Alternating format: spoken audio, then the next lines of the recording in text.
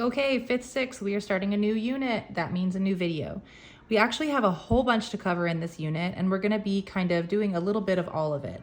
So the first thing we've started on is expressions, and really with expressions, as in no equal sign, that's why it's not called an equation. There's only two big things you can do with them. You can simplify and you can evaluate. So let me show you that in a minute.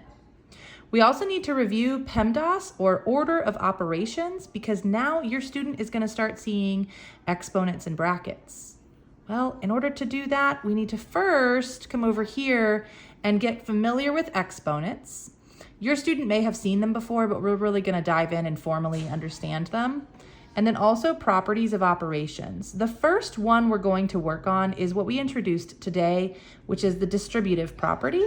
And from there, we will remind ourselves of some others that are more familiar and less directly used. So they're kind of boring, and we'll get to those towards the end. So let's get into these. Expressions have to do with when you have a phrase that represents a situation, and you have what's known as a variable, which is just a letter, and constants, which are just the numbers. The numbers in front of variables are called coefficients. These terms aren't as important as understanding the limitations on what you can and cannot do. Essentially, you have apples and oranges. Anything with a letter can be grouped, anything without can be grouped. For example, my 3x and my x can be combined, and my 4 and my -7 can be combined. Now, I did say -7. You might see this as -7. That is fine too. You're going to hear me interchange those a lot because the concept behind a negative number and a minus number is the same thing when it comes to working within the phrase. So 3x and x combine to become 4x, and 4 minus 7 becomes -3. Now, if you put 4 minus 7 in the calculator, you would get -3. It would also be fine for you to initially write it as 4x plus -3. But you can also reduce it, and we'll work on that skill together. That is new for them, the idea of these signs being stacked. The biggest picture thing I want them to learn here is not the dictation necessarily, but instead that now when you have things pushed together like this, it represents multiplication. So this is 3 times whatever x means. And we're using a calculator to supplement to get used to this integer work. So instead of hitting integers like we did at the beginning of the year, we're going to integrate that practice directly into expression work, okay? Evaluating is, in my opinion, even easier because you get to get rid of the letters. So if x equals 3, solve or evaluate 2x plus 3. You won't hear me actually say solve. That was a mistake on my part. Whoopsies, right? Because you can't solve without an equal sign. So if x equals 3, evaluate 2x plus 7. We're going to put 2. I'm going to use a parentheses here to represent my multiplication, but you could also do a dot. Or, not my favorite anymore, an x. Make sure that x is small though, because now we have letters in math. So I've been telling them no more x for multiplication. This is really the best way to do it.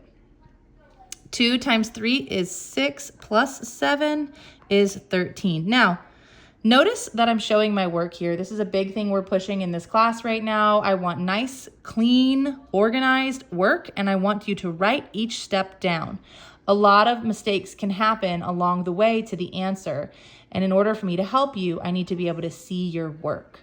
So even with something simple like this, I've indicated with colors or circles and underlines what I plan on doing and how I get to my answer. And here with evaluate, I have put it into the original question and truly broken down each step to my answer here. Oopsies. Like this, okay? Now, let's talk about PEMDAS. Good old order of operations. Remember, we're going to do anything in parentheses first. Inside the parentheses, PEMDAS still rules. So you're still going to do that order within the parentheses. Then you'll tackle exponents. Multiplication and division is done together from left to right. So if division comes first, as you read it, you're going to do that first. Same with addition and subtraction. They're going to be grouped. Don't worry, we have a lot of practice in the packet. So for example, you may see, I'm going to go ahead and adjust this so you get used to it. Parentheses inside parentheses and exponents. Oh boy, don't panic. We're untangling a mess. It's like you're cleaning up a room or you're untangling a knot. You're going to go inside, all the way into the parentheses and tackle what first? Well, in this case, we have exponents and addition. So I'm going to do the exponent first. I'm going to say, 3 times 3 is 9.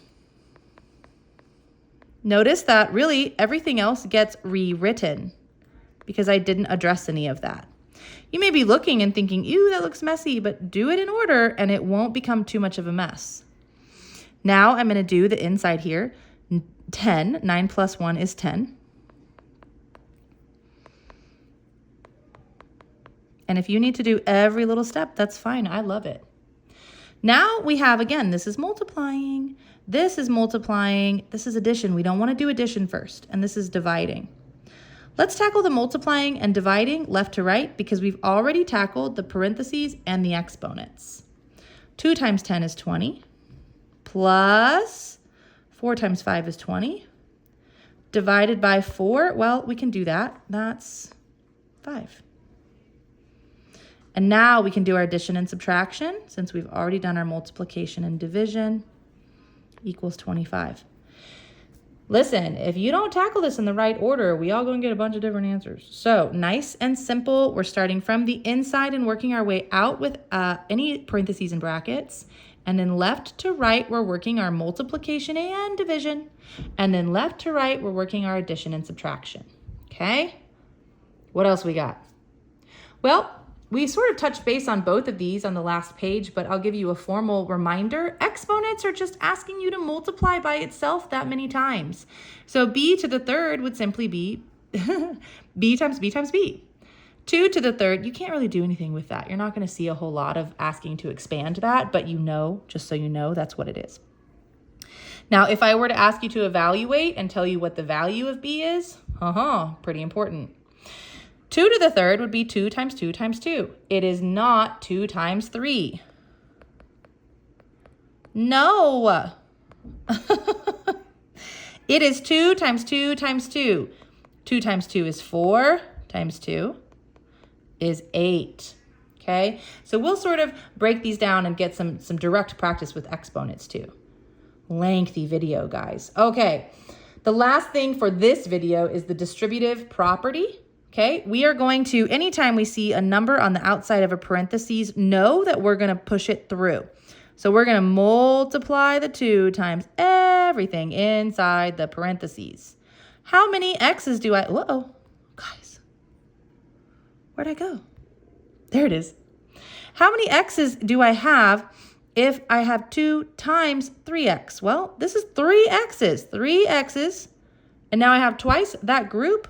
That's 6 x's. And then I have 2 times 4, which is 8.